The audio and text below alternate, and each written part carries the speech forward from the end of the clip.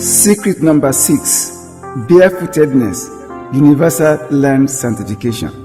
Celestials do not put on sandals or shoes whenever in their white garment, the sutana.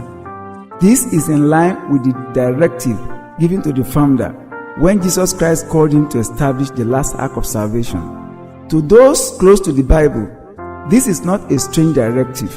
God had given similar directives to his messengers when he wanted to use them specially. Remember Moses when he encountered God on Mount Sinai. Before the encounter, God had descended on Mount Sinai and consecrated the entire Sinai vicinity to make it a holy land. Miracle fire attracted Moses, and he unknowingly stepped into the holy land with his sandals on. But God called him from the burning fire, and he answered, "Here I am." Exodus 3:5 reads, "Do not come any closer," God said.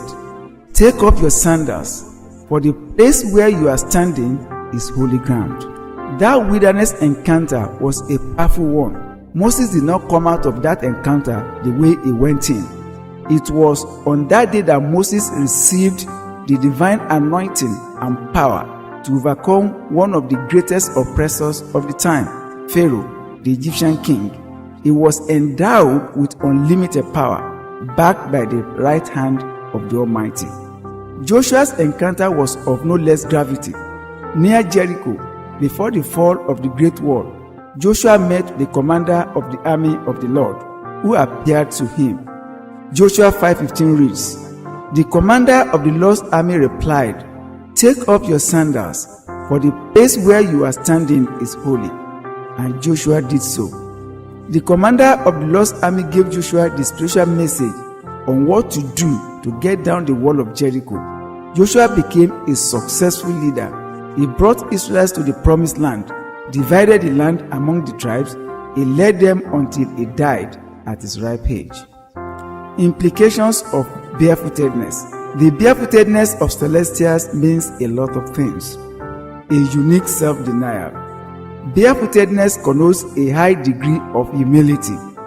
It is a way of telling the world that godliness is paramount, more important than any personal comfort that money can buy. Many celestials have gold-laden shoes and sandals, but they leave them to follow Jesus barefooted. They do not mind the pain, the agony, and the self-degrading effect it has on their personality. It is therefore a unique way of self-denial and fasting.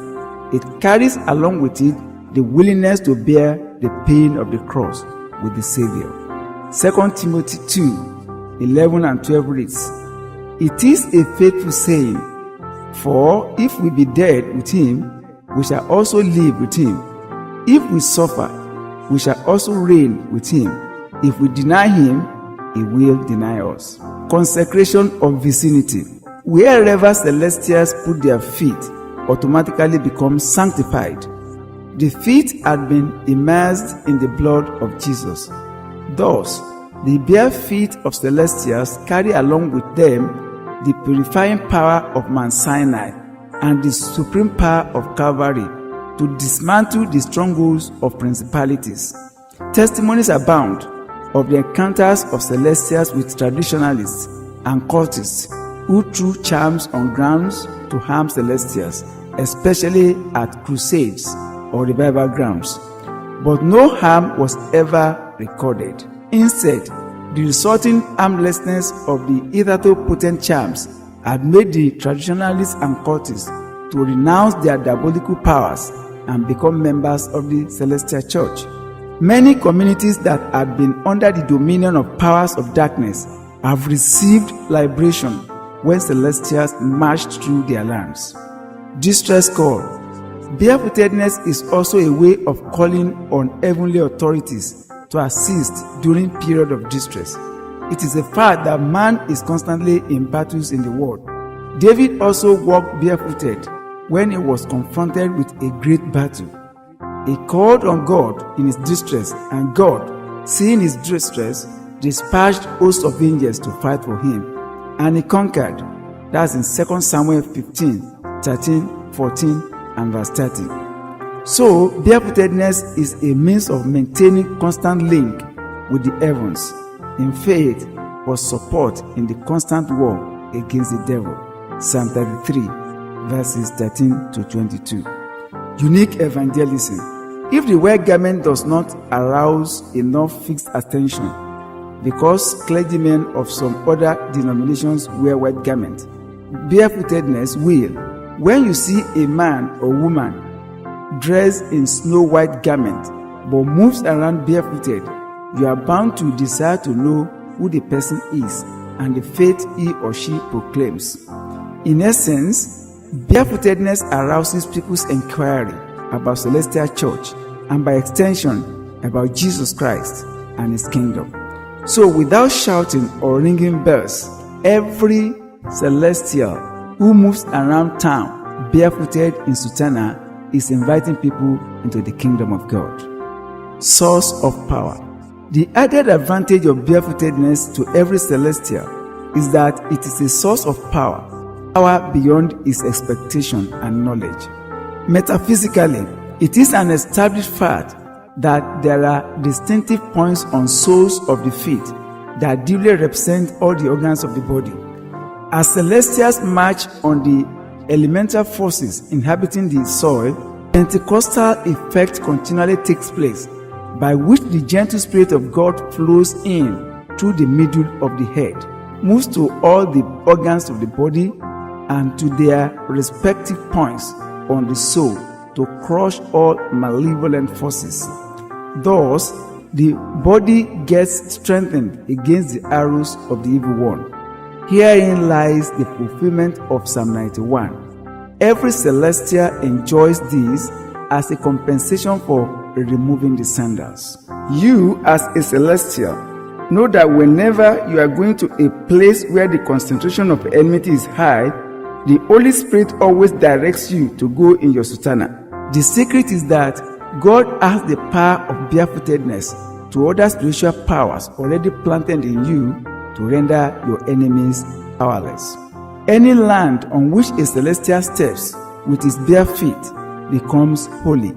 Angels sanctify the land and give dominion over it to the celestial. Therefore, no elemental power operating in or on the land can harm a celestial. Rather, the elemental forces will take their leave just as darkness flees before light, bruising the head of Satan. There is an everlasting enmity between man and Satan, represented by the serpent. By God's proclamation in Eden, it is either that man bruises the head of Satan first, or Satan bruises the heel. Genesis 3:15. Satan was caused to be forever moving on his belly and eating the dust.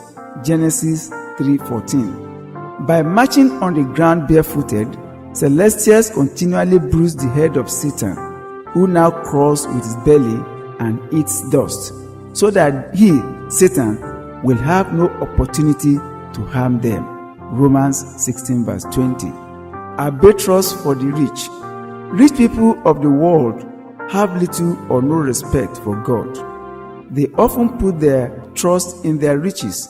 Mark 10:21-25. One aspect of celestials that most people find difficult to accept is that of walking around barefooted. It is indeed highly irritating to the rich.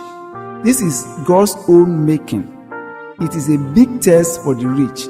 Most rich men will have loved to worship God in Celestial Church of Christ, but they could not imagine themselves going around barefooted. It is only by the special grace of God that some of the rich men of the world will secure salvation using the gate of Celestial Church of Christ. Unless they are specially called, it may be difficult for the rich to enter this last ark of salvation. John 6:44. Those who join the Celestial Church after they have become rich are really counted among the very lucky people of the world.